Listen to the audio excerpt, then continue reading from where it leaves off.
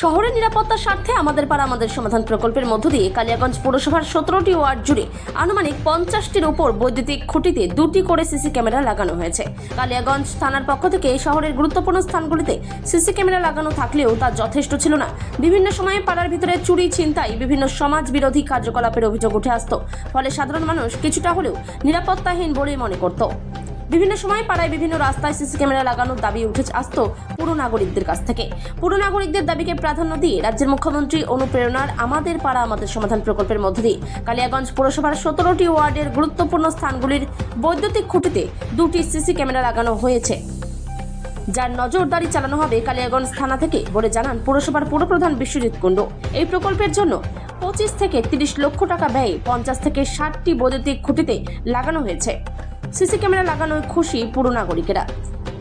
কালিয়াগঞ্জ থেকে অনুপ জয়সওয়ালের রিপোর্ট, বিগ নিউজ বাংলা। এটা আমাদের পাড়া আমাদের সমাধানে আমাদের মাননীয় মুখ্যমন্ত্রী বলেছিল যে কালিয়াগঞ্জে মোটামুটি 50 থেকে 60টা পোলে সিসি ক্যামেরা লাগানোর জন্য। সেটা আমরা করেছি। কালিয়াগঞ্জবাসীর একটা খুব উপকার হবে।